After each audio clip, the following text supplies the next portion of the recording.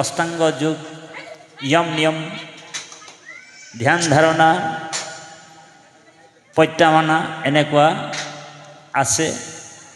আৰু ৩ নম্বৰ মাৰ্গটো আছে ভক্তি মাৰ্গ। ভক্তি মাৰ্গৰ যোগেদি আমি ঈশ্বৰ কৃষ্ণক দেখা পাম। কৃষ্ণ আমাৰ হৃদয়ত আছে, আমি কথা শুনিব লাগিব, কৃষ্ণ কথা। এই কলিযুগত ভগৱান সাকাৰ সগুণ ৰূপে কোনেও দেখা নাই।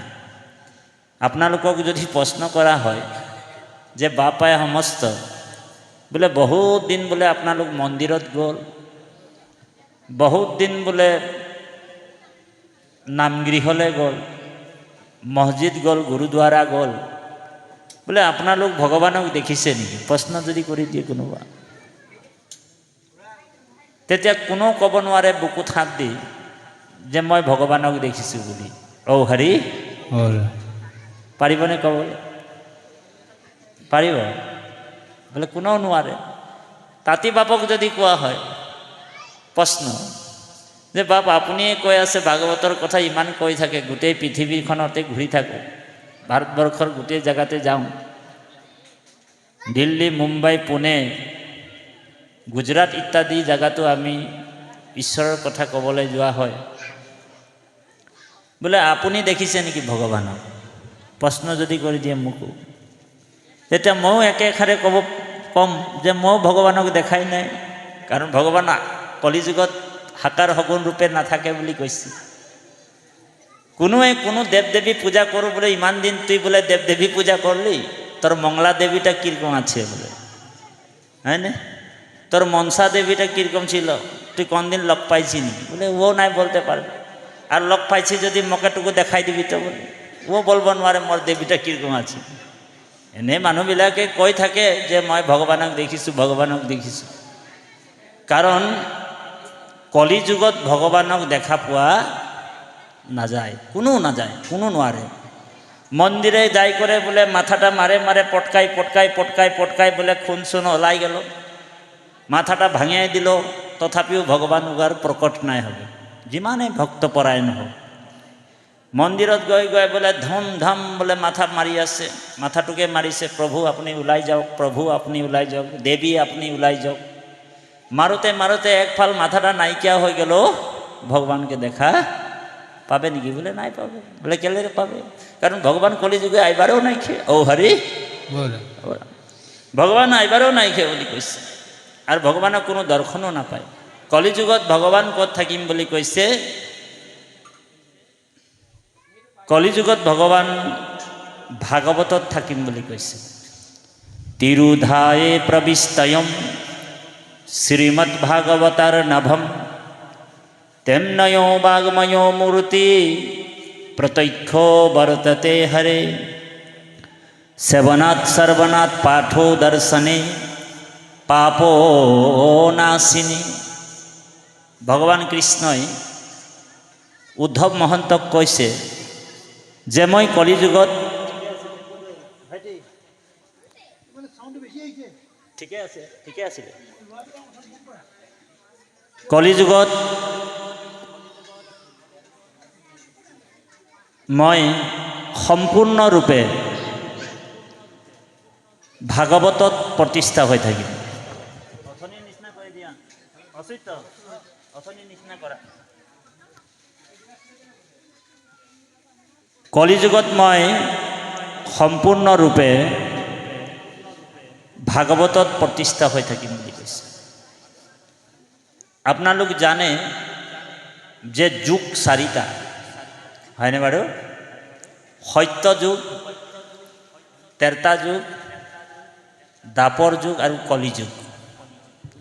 এতিয়া আপোনালোক আমাক যদি প্ৰশ্ন কৰে যে আপুনি কোনটো যুগৰ মানুহ, তেতিয়া আপুনি মই কি উত্তৰ দিম? বাপ সমস্ত কি উত্তৰ দিম? হা, আপুনি কি কলি যুগ বুলি ক'ব, হয়নে বাৰু? কাৰণ আপুনি মই সত্য যুগৰ মানুহ নহয়।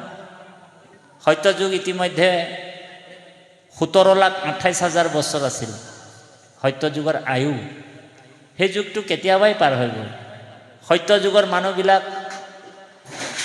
ধৰ্ম সত্য আছিল, কথাও সত্য কৈছিল, জীৱ জন্তুবিলাকো কথা পাতিব পাৰিছিল সত্য যুগত, যিমান পশু পক্ষী জীৱ জন্তু চবেই। কিন্তু এতিয়া জানো কুকুৰটো মেকুৰীটোৱে কথা পাতে জানো, বা পাতিলে জানো আপুনি মই বুজি পাওঁ? বোলে নাপাওঁ, কাৰণ সত্য যুগতে আছিলে সেই ঘটনাটো। সত্য যুগ পাৰ হৈ গ'ল, সেই যুগৰ যুগ ধৰ্মটো আছিল, সত্য যুগৰ যুগ ধৰ্ম আছিল ধ্যান কৰা। ধ্যান কৰিহে ঈশ্বৰক লাভ কৰিছিল। এনেকুৱা কৰি ৰামদেৱ বাবাৰ নিচিনা বহি যায়, বা ওপৰ ফালে হাত দুখন কৰি এই চকু দুটা সূৰ্যৰ ফালে চাই 10,000 12,000 বছৰ ধ্যান কৰাৰ পিছতে ঈশ্বৰক লাভ কৰিব পাৰিছিল। কিন্তু আপুনি মই সত্য যুগৰ নিচিনা জানো ধ্যান কৰিব পাৰিম? আমাৰ ক্ষমতা আছে? বুঢ়া আঙুলিটো ভৰ দি কিনি আমি সূৰ্যৰ ফালে চাই কিনি 10,000 বছৰ ধ্যান কৰাৰ পিছতে ঈশ্বৰক লাভ কৰিব পাৰিছিল। কিন্তু আপুনি মই সেই সত্য যুগৰ নিচিনা আমি ধ্যান কৰিব নোৱাৰোঁ। তাৰপিছতে সেই যুগটো পাৰ হোৱাৰ পিছত তেৰতা যুগ আহিল। তেৰতা যুগৰ আয়ু হৈছে 12,96,000 বছৰ। তেৰতা যুগৰ যুগ ধৰ্ম আছিলে যজ্ঞ কৰা। কি কৰা? যজ্ঞ কৰা। যজ্ঞৰ দ্বাৰাহে ঈশ্বৰক লাভ কৰা হৈছিল। আকৌ যজ্ঞবিলাক কেনেকুৱা আছিল? অশ্বমেধ যজ্ঞ, বাজপেয়ী যজ্ঞ, ৰাজসূয় যজ্ঞ, এনেকুৱা যজ্ঞ আছিল।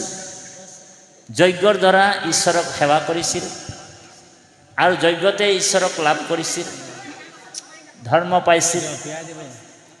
গতিকে কোনোবা এজন হেৰি কৰি কৃষ্ণ তাৰপিছতে কি কৰিব উপায় নাই, মাধৱ যজ্ঞৰ যোগেদি ঈশ্বৰক লাভ কৰিছিল। দাপৰ যুগৰ আয়ু আছিল 8,66,000 বছৰ। দাপৰ যুগৰ আয়ু আছিলে 8,66,000 বছৰ। দাপৰ যুগত পূজা আছিল, যুগ ধৰ্ম পূজা। আজি আপুনি মই যে পূজা কৰি আছোঁ যে, এইটো এই যুগৰ নহয় ব্যৱস্থা। কোনটো যুগৰ আছিল? দাপৰ যুগত কাত্যায়নী পূজা, দুৰ্গা পূজা, লক্ষ্মী পূজা, ভদ্ৰা পূজা, মংগলা পূজা, মনসা দেৱী পূজা, বিশ্বকৰ্মা পূজা, দুৰ্গা পূজা, অনেক অনেক দেৱ দেৱী পূজা কোনটো যুগত আছিল?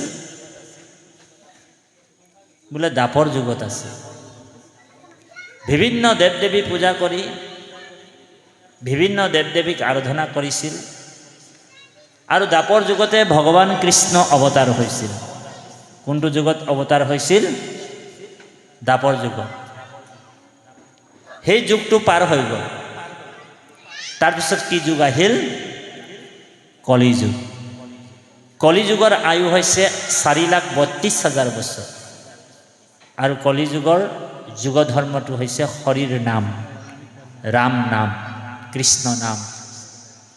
বাকী যুগবিলাকত বহুত কষ্ট আছিল ভগৱানক লাভ কৰিবৰ কাৰণে, ভগৱানক পাবৰ কাৰণে। কিন্তু কলি যুগত একেবাৰে সহজ কৰি পেলালে যে ৰাম নাম কৃষ্ণ নাম লওক, হৃদয়তে পৰমাত্মা ভগৱন্তক দৰ্শন পাব, অপ্ৰয়াসে দৰ্শন পাব। সেইকাৰণে নামঘোষাত মহাপুৰুষ গুৰুজনাই কৈছে, সত্য যুগে ধ্যান, তেৰতা যুগে যজ্ঞ,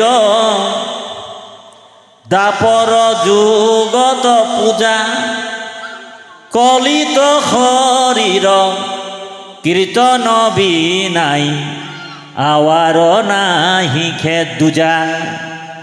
সত্য যুগত ধ্যান, তেৰতা যুগত যজ্ঞ, দাপৰত পূজা আছিল, দাপৰ যুগৰ কামটো যদি আপুনি মই কলি যুগত কৰি থাকোঁ, হয়নে? ত্ৰেতা যুগৰ কামটো যদি আপুনি মই কলি যুগত কৰি থাকোঁ, সত্য যুগৰ ধ্যানটো যদি কলি যুগত কৰি থাকোঁ, দাপৰ যুগৰ পূজাটো যদি কলি যুগত কৰি থাকোঁ,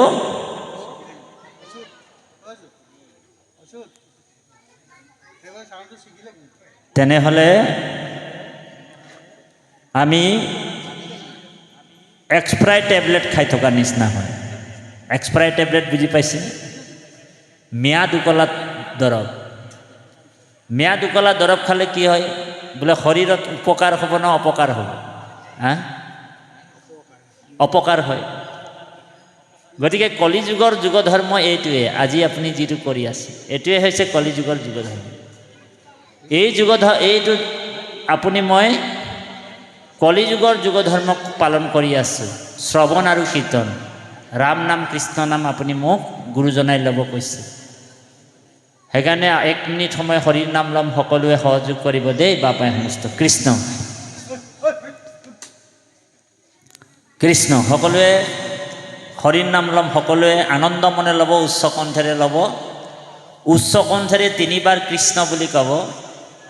ৰাম নাম কৃষ্ণ নাম সদায় ডাকি ল'ব কৈছে।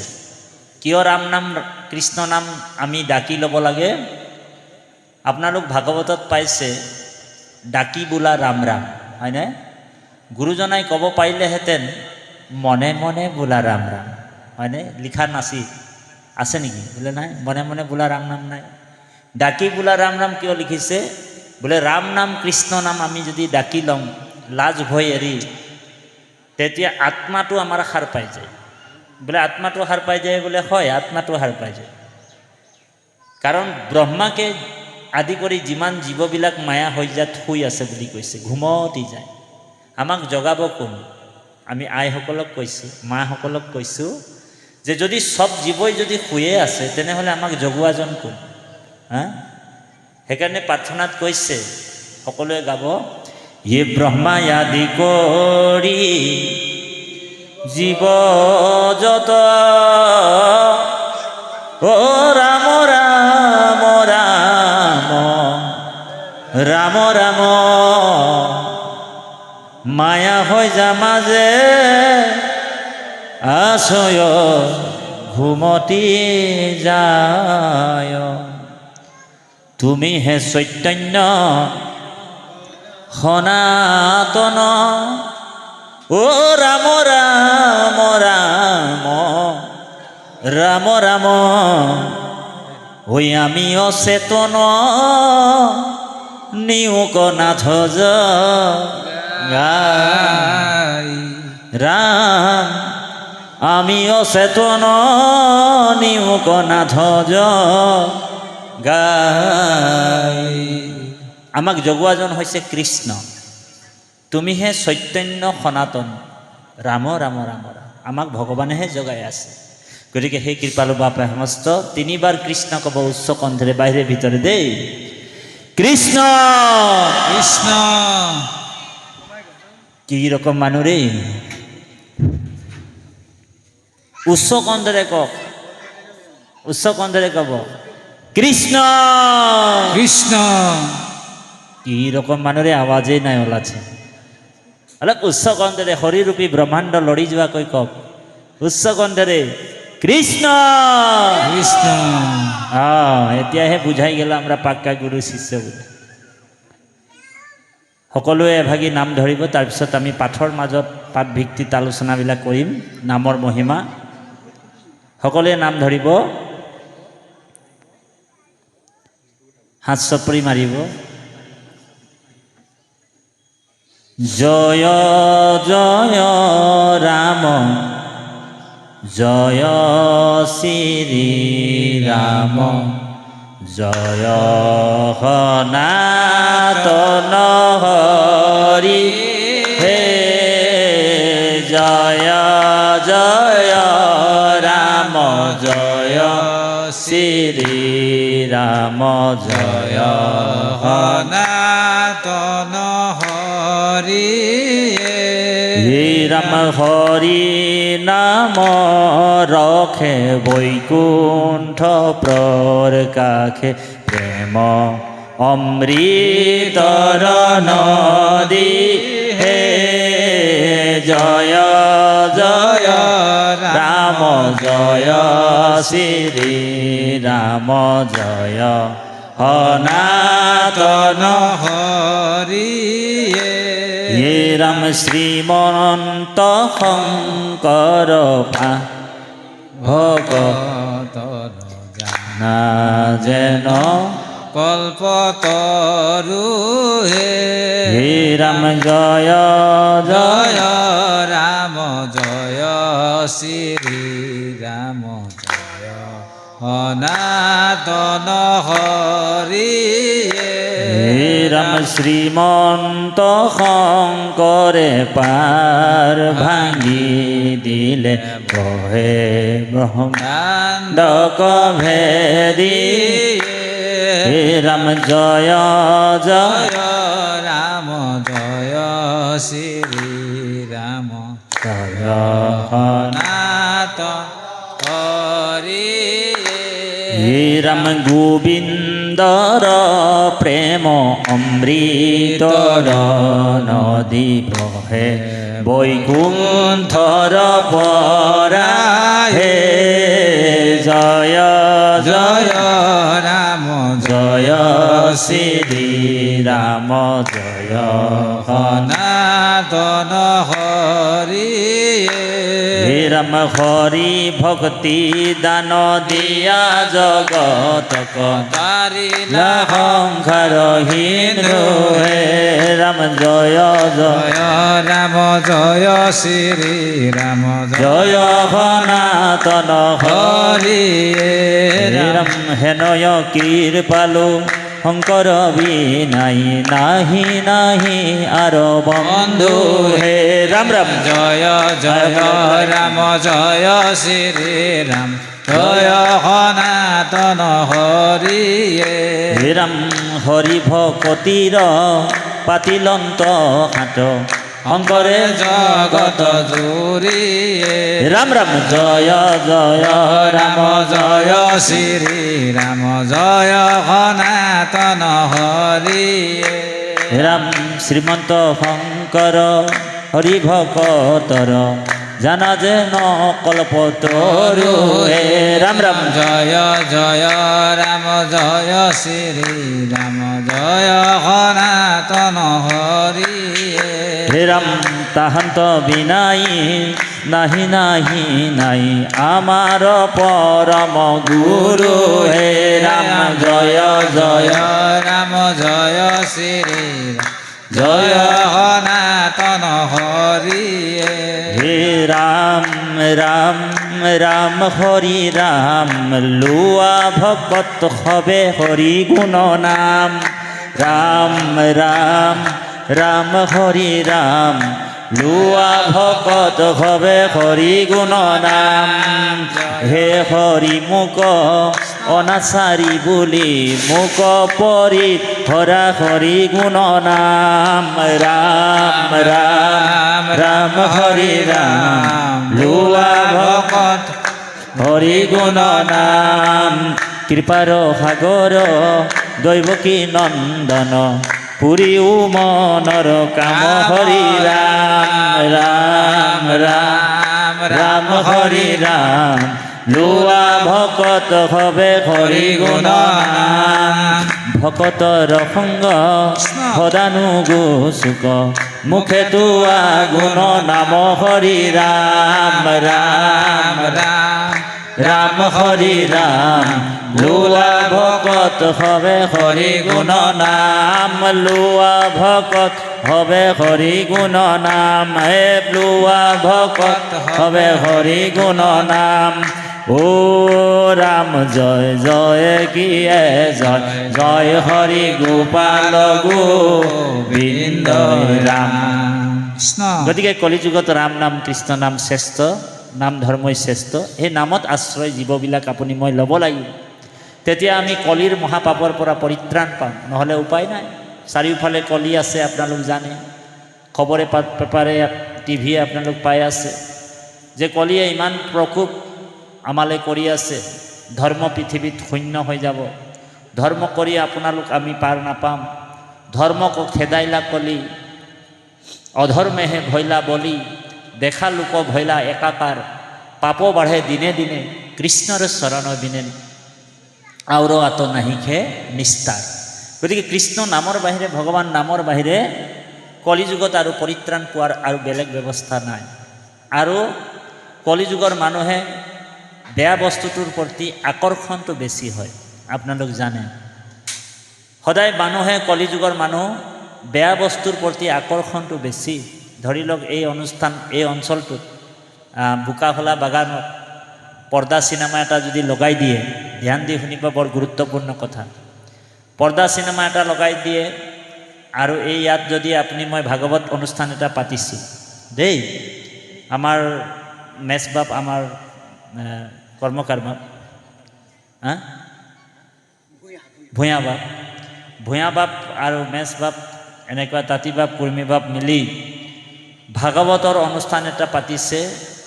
একেটা দিনতে বোকাখোলা মানে বাগানত, টি গাৰ্ডেনত, ফিল্ডত চিনেমা এখন পাতিছে। আৰু আমাৰ বাপসকলে এই কোনোবা এটা প্ৰেক্ষাগৃহত, কোনোবা এটা ৰাজহুৱা স্থানত ভাগৱত পাতিছে, আপোনাৰ দুদিনীয়া কাৰ্যসূচী। আৰু এফালে চিনেমা, পৰ্দা চিনেমা মানে লগাইছে দুদিনীয়া কাৰ্যসূচী। পৰ্দা চিনেমাটোত চিনেমাখন আছিলে দাবাং। কি চিনেমা? দাবাং চিনেমা লগাইছে, সলমান খান আছে।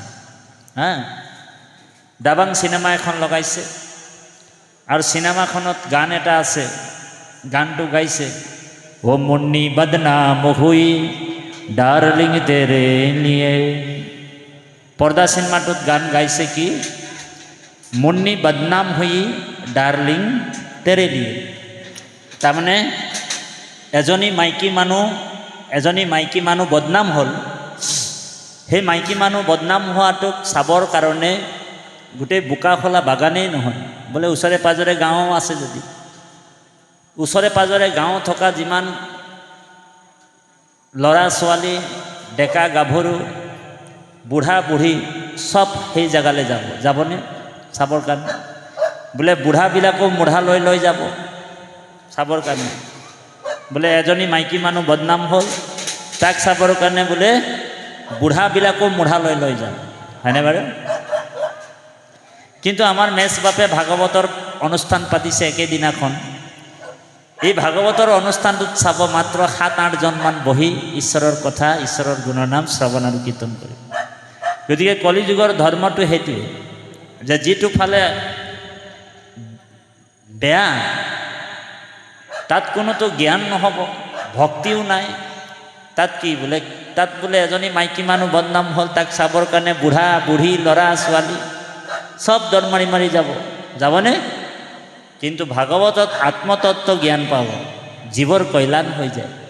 এবাৰ শুনিলে মানে জীৱই মুক্তি পাবৰ পৰা পথটো এই মহাভাগৱত বুলি কৈছে। কিন্তু ইয়াত মানুহ কম হ'ব। গতিকে সেই কৃপালু বাপাই সমস্ত আজি আপুনি মই এই পবিত্ৰ স্থানত কৃপাৰ ফলত আহিছোঁ। সেইকাৰণে যিমান পাৰোঁ আপুনি মই ঈশ্বৰৰ নাম গুণ শ্ৰৱণ কীৰ্তন ধৰ্ম পালন কৰিব লাগে দেই বাপ। সেইকাৰণে নামৰ মহিমাটো দুলৰি দিছে। নিগদতি হুক শুনিলা নিৰপতি, নামৰ যেন প্ৰভাৱ, অপাৰ সংসাৰ সাগৰ তৰিতে, নামেহে সুদৃঢ় নাম, হৰি নাম বিনে জপ যজ্ঞ দানে, সাধিবে নপাৰে গতি, নামৰ সমান নাহি পৈনয়ান, জানিবা হিষ্ট নিৰপতি। অজামিল নামৰ এজন মহাপাপী আছিল। প্ৰথমে ব্ৰাহ্মণ আছিল, তেওঁ কিবা এটাৰ কাৰণে ভগৱন্তৰ পৰা অমিল হৈ গ'ল। অযযুগ অমিল, অজামিল। কৌনজ দেশৰ এজন ব্ৰাহ্মণ অজামিল আছিল। তেওঁৰ ঘৰ মাটি বাৰী চব আছিল, পুত্ৰ পৰিবাৰ চব আছিল। বহুত সুন্দৰভাৱে তেওঁ গৃহস্থ ধৰ্ম পালন কৰি আছিল। এদিন কি হ'ল, ভগৱন্তৰ নদ্ৰব্য বস্তু আনিবৰ কাৰণে এখন হাবি পাৰ হৈ গৈ এখন গাঁও পাইছিল। সেই গাঁৱতে এজনী বেশ্যা তিৰোতা বাস কৰিছিল। বেশ্যা, সেই বেশ্যা তিৰোতাটোৰ নাম আছিল, মহিলাজনীৰ নাম আছিল খিচিৰি। নামটো আছিলে খিচিৰি। সেই খিচিৰিৰ মানে ৰূপ দৰ্শন কৰি, লাৱণ্য ৰূপ দৰ্শন কৰি অজামিল নিজৰ ল'ৰা ছোৱালী মাক দেউতাক সকলোকে পাহৰি গ'ল। পাহৰাৰ পিছত কি হ'ল, সেই বেশ্যাজনীৰ গৃহতে তেওঁ থাকিবলৈ আৰম্ভ কৰিল। আৰু এই বেশ্যাজনীৰ ঔৰসৰ পৰা তেওঁৰ 9জন ল'ৰাৰ জন্ম হৈছিল। বেশ্যাজনীৰ ঔৰসৰ পৰা 9টা সন্তান জন্ম হ'ল। 9টা সন্তানৰ নাম কি কি ৰাখিছিল?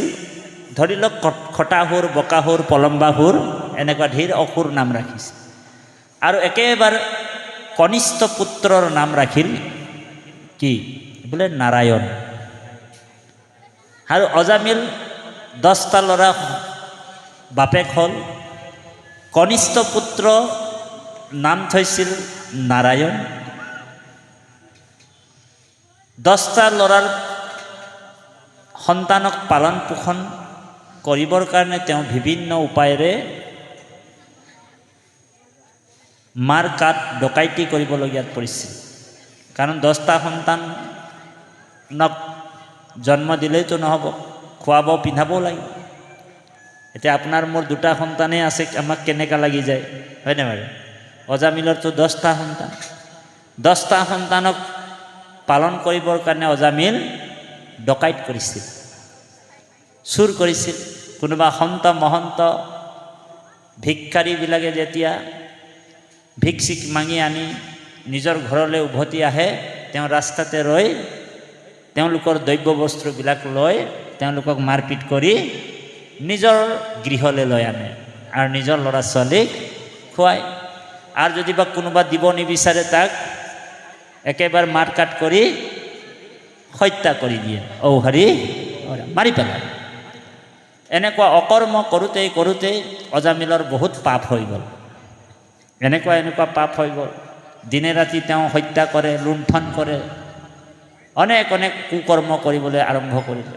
সাধু সন্তক অপমান, সাধু সন্তক বধ কৰিছিল। অজামিলৰ বহুত পাপ হৈ গ'ল। এনেতে কি হ'ল, কিন্তু ঘৰৰ যিটো সৰু ল'ৰা নামটো থৈছিলে নাৰায়ণ, ঘৰৰ সৰু ল'ৰাটোক বহুত মৰম কৰে। যেতিয়াই তেওঁ ঘৰত আহে ল'ৰাটোক মাতে, আই হৌ নাৰায়ণ, কি খালী হৈ নাৰায়ণ, মোৰ কাষতে নাৰায়ণ। পুত্ৰক স্নেহ কৰে, নাৰায়ণ নাৰায়ণ নামটো লৈ থাকে। অজামিলে এই নাৰায়ণ নামটোক দিনে ৰাতিয়ে স্মৰণ কৰি থাকে। পুত্ৰৰ নাম লয়, ভগৱান নাৰায়ণৰ নাম নলয়। নাৰায়ণ নামটো পুত্ৰৰ থৈছে, সেইকাৰণে পুত্ৰকে ল'ব।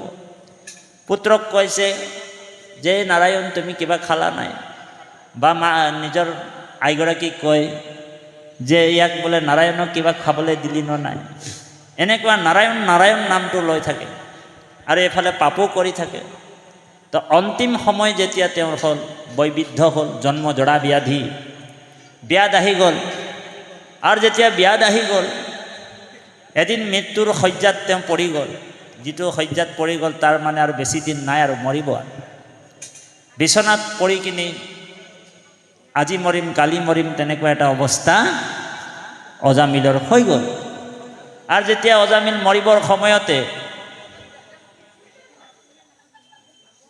ঠিক আজি মৰম মৃত্যু হ'ব, সেই সময়তে এই পঞ্চভূত শৰীৰৰ পৰা সূক্ষ্ম আত্মাটোক ওলাই লৈ যাবৰ কাৰণে 3টা যমদূত আহিল। আৰু 3টা যমদূত আহিল। যমদূত 3টাই কি কৰিলে, অজামিলৰ সেই সূক্ষ্ম শৰীৰটোক ওলাই লৈ যাবৰ কাৰণে, এটা যাতনা দেহ বুলি কয় এইটোক, আৰু এটা সূক্ষ্ম শৰীৰ। এই যাতনা দেহ আৰু স্থূল দেহ, এই স্থূল দেহটো হৈছে এইটো আমি যে পঞ্চভূত শৰীৰ বুলি কৈছে, আমি যিটো চাই আছোঁ, আপুনি মোক চাই আছে, ইয়াত এই দেহাটো 5টা তত্ত্বৰে বনিছে, মাটি, পানী, বায়ু, অগ্নি আৰু আকাশ। বুজি পাইছেনে? 5টা পঞ্চভূত শৰীৰ বুলি কৈছে। আৰু এই পঞ্চভূত শৰীৰত পৰমাত্মা ভগৱান কৃষ্ণ সোমাই থকাৰ কাৰণে আপুনি মই চৈতন্য হৈছে।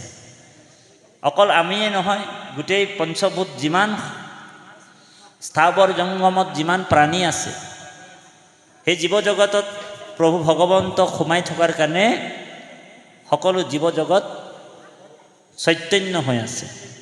পঞ্চভূতে নানা শৰীৰ স্ৰজিয়া প্ৰৱেশিতা তলীলায় কৰ্ণত শোভন জিতু নাৰায়ণ প্ৰণামো তাংক সদায়।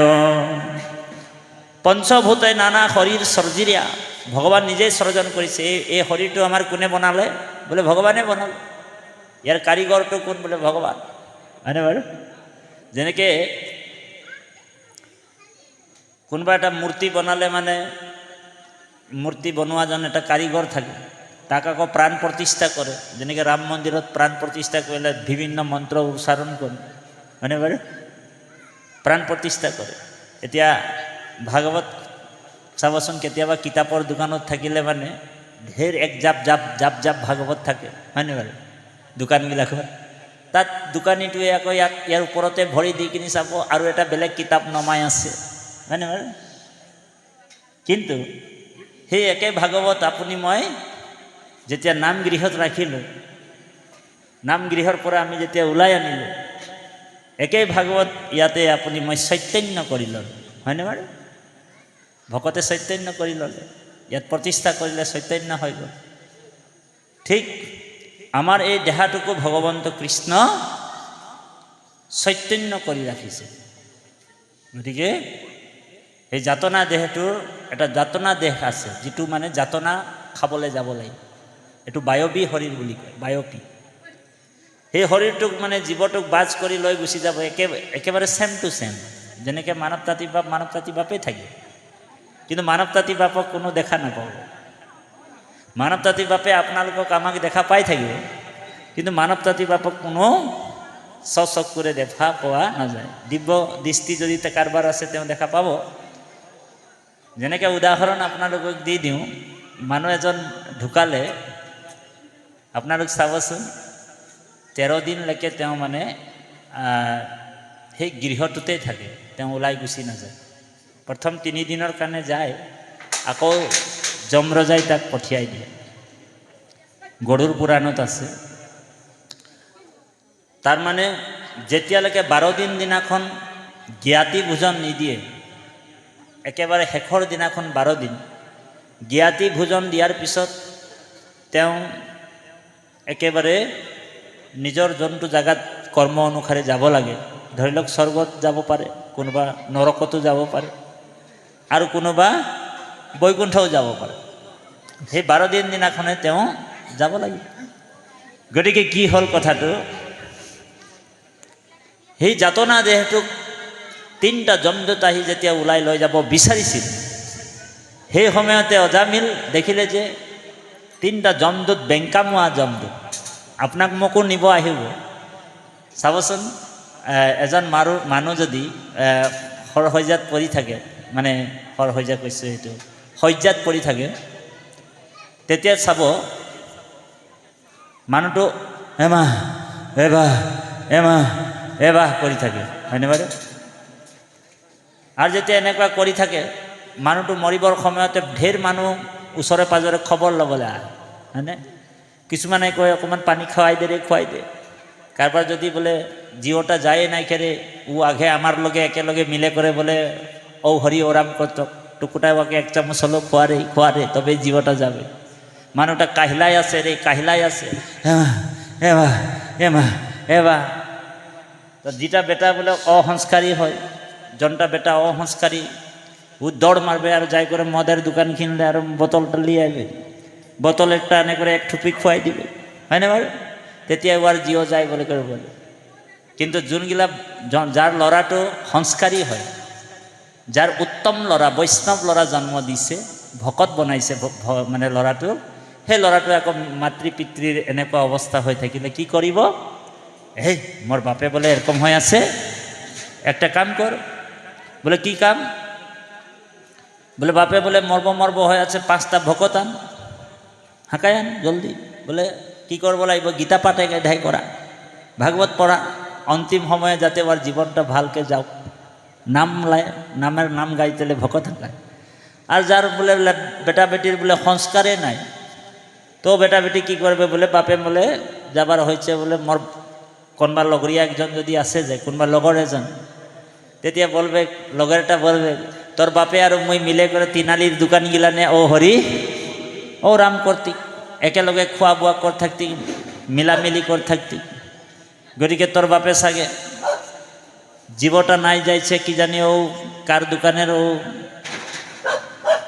মানে মালটা ভাল আছিল মানে পানি কাড়া পানি তো ওদের দোকানলে লিয়ে আনে করে ও হরি ও রাম। এইগিলা কথা বুঝিবলগীয়া কথা এখানে মই কৈছোঁ দেই বেয়া নাপাব আপনার। তো পটককে খুৱাই করে ওয়াকে নাই মানে জলদি বিদায় লিতারলে মানে কুচিস করায় কারণ নাম কাটা টাকাটাও লাগে দরকার আছে বেটাটার বাইক সাইক কিনতেলে ও হরি ও রাম। নাম কাটা টাকাটা বাপে মায়ের মরলে মানে নাম কাটা টাকাটাই বিশ্রায় বেশি হয় না ভাই? আর মায়ে একলাই থাকলে মানে ওই বেটি তুই মোকে পয়সা দিবি না নাই আমাদের তো ওগুলো আছে আর ওটা পূর্বকালে চলে আছে অকল আমাদেরই নাই সব জাতিরই আছে। গতিকে অজামিল নামের যেটা পাপী জীব ছিলে মানুষ অজামিলের যাতনা দেহটোকে কি কৰিব খুজিছিলে 3টা যমদূত ওলাই লৈ যাবৰ সময়তে তাৰ মুখৰ পৰা আহৈ নাৰায়ণ বাঁচাও নাৰায়ণ নিজৰ ছেনাটাকে হাঁকাছে নিজৰ ল'ৰাটোক মাতিছে ও নারায়ণ বাঁচারে নারায়ণ বাঁচারে। যমদূত গিলা চকু গিলা একদম লাল লাল দাঁত দীঘল মাথা গিলা এই ডাঙর পেটটা এই ডাঙর দেখে করে মানে জীবর প্রসাব পায়খানা বাজ হয়ে যায়। যমদূতকে দেখে করে মানুষের প্রসাব পায়খানা বাজ হয়ে যায়। ধ্যান দি শুনিব বড় কথা পাতি আছে আইসকলে এই পিছফালে আইসকলে বেশি কথা পাতিছে। কিছুমান মানুহে চাবচোন মরার আগ মুহূর্তত জীৱটো যোৱাৰ আগে আগে তেওঁলোকে বিছনাতে প্ৰসাৱ পায়খানা কৰেনে? জীৱটো যোৱাৰ আগে আগে চাব প্ৰসাৱ পায়খানা কৰে কিহৰ কাৰণে? 9টা গেট আছে আমাৰ এই শৰীৰত নৱগোটা দুৱাৰ বুলি কয়। যদি ওপৰ ফালৰ পৰা যদি তালুৱেদি যদি যায় তেতিয়া শুদ্ধ জীৱ আছিল। ওপৰ ফালে যদি জীৱটো যায় এইটো ব্ৰহ্ম তালু যদি হেৰি কৰি মুধস্ফুট হৈ যায় তেতিয়াহ'লে শুদ্ধ জীৱ সেই জীৱটো ভাল। তেওঁ লাহেকৈ এনেকৈ চকু দুটা মুদি এনেকৈ কৰি মৰিব। আৰু কোনোবা এটা জীৱ যদি পাপী হয় সেই জীৱবিলাকৰ দহাৰ কেনেকৈ হয়? মৰিবৰ সময়তে চকুটা এৰাই কৰে মৰিব কিছুমানে দাঁতটা আ করে মরবে কেবা বলে না দাঁতটা আ করে মরছে মুখটা আ করে মরছে ইয়ার মুখ দিয়ে গেলে জীব গেল বলে হয় না? চকুগিলা এরাই করে দেখলে মানে চকু দিকে গেল রে হয় না? কিছুমান আকৌ অধোগতিলে যায় নরকলে যায় নরকলে জীবগিলা প্রসাব পায়খানা বাজ হয়ে করে আত্মাটা ওলাই চলে যায়। ওটা জীব আকৌ একেবারে নরক ওকে ঘুরাই আনবো নোৱাৰি আকৌ ও হরি ও রাম হয় না? কিছুমানে দাঁতটাকে হ্যাং করে মরবে গেল কিবা খাতে নাই পাইলো আর বেচরা তো ওরকম করে করে আমাদেরও কোন দিন কীরকমে প্রাণ যাবে কোনো ঠিক নাই। আমরাও তো মরবো লাগি, তাই না ম্যাডাম? আমরা তো মরতেলেও যাই আছি, আয়ু একদিন দুই দিন করে আমাদেরও পার হয়ে হয়ে যায় আছে, আমরাও তো মরতে যাই আছি। তো অজামিল যেতিয়া নারায়ণ নামটা নিল, যমদূত তিনটা মানে যখন ওর যাতনা দেহটুক ভরাই কিনি লই যাম বলি ভাবি লই গই, মানে আঁঠুয়া যেরকমটা ওরকমে আছে, যমদূত কি করছে একদম যাতনা দেহটুক লই যাব সময়তে নারায়ণ বলি কই দিলে। লগে লগে কি হল, নারায়ণ শব্দ ব্রহ্ম গৈ কিনি ওপর স্তরত লাগি গল, আকাশ মার গল। শব্দ ব্রহ্ম হয় যেনেকৈ মোবাইলটো আজিকালি, হয়নে বাৰু? আপুনি ইয়াতে থাকক বোলে অষ্ট্ৰেলিয়াত এজনকো কথা পাতিব পৰা যায়, হয়নে বাৰু? এইবিলাক বস্তু আগতো আছিলে, শব্দ ব্ৰহ্ম। আমি ভাল কথা পাতিছোঁ, বেয়া কথা পাতিছোঁ, চববিলাক এটা এটা স্তৰত গৈ লাগি যাব। সেই ভাল কথাটোৰো লেখা জোখা হ'ব। এই মানুহটো মানে দিনত কেইটা ভাল কথা ক'লে, এই মানুহটো ৰাতি কেইটা ভাল কথা ক'লে, কৃষ্ণ। এই কথাবিলাকতো পাপ পুণ্য জোখমাখ হয়। সেইকাৰণে কথা সদায় যি টি কথা কৈ থাকিব নালাগে, বোলে কথাবিলাকৰো আপোনাৰ জোখমাখ আছে, পাপ পুণ্য হয়। সেইকাৰণে এটা কথাই মানুহক আনন্দ দিব পাৰে, আৰু এটা কথাই মানুহক দুখ দিব পাৰে, বেদনা দিব পাৰে। এটা টান কথা যদি ইয়াত আপোনাক কাৰোবাক কৈ দিলোঁ, তেওঁ ইয়াৰ পৰা গুচি যাব, হয়নে বাৰু? টান কথা কৈ দিলোঁ, শব্দ ব্ৰহ্ম হয়। টান কথাটো কৈ দিয়াৰ লগে লগে গোটেই জীৱনটো তেওঁ মনত থ'ব, কুৰ্মী বাপৰ ঘৰত ই মোক কিন্তু টান কথা কৈছে। লাগিলে মাৰিলে মানে পাহৰি যাব, কিন্তু কথাটো তেওঁ পাহৰি নাযায়।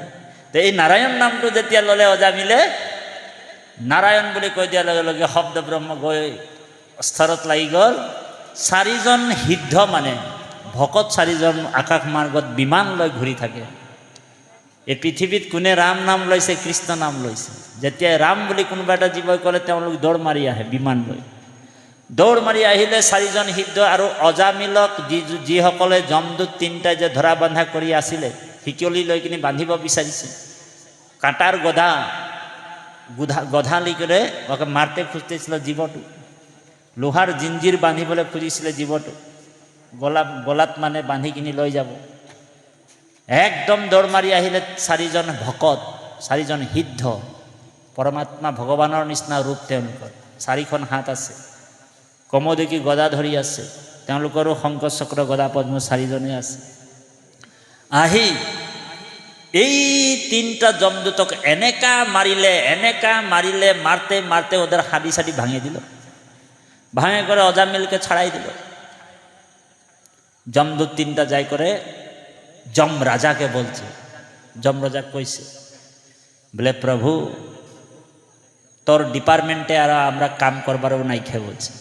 যিমান সামজড়ি আসলে, কাঁটার গদা আসলে সব সমঝাই দিল, ফাইল সাইল সব সমঝাই দিলে যে হে প্রভু বলে তোর ডিপার্টমেন্টত আৰু আমাক চাকরি নালাগে বলে। বলে কি হল, ঘটনাটো কি? বলে ঘটনা কি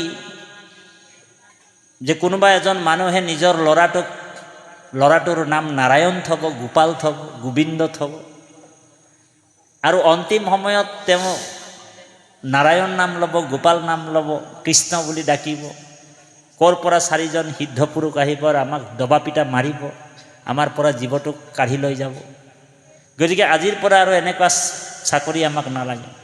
তেতিয়া যমৰাজাই কৈছে, ধ্যান কৰি কৈছে যে সেই নামৰ মহিমা তোমালোক নাজানো, যাৰ নাম লৈছে সেইজনৰ মহিমা তোমালোক নাজানো।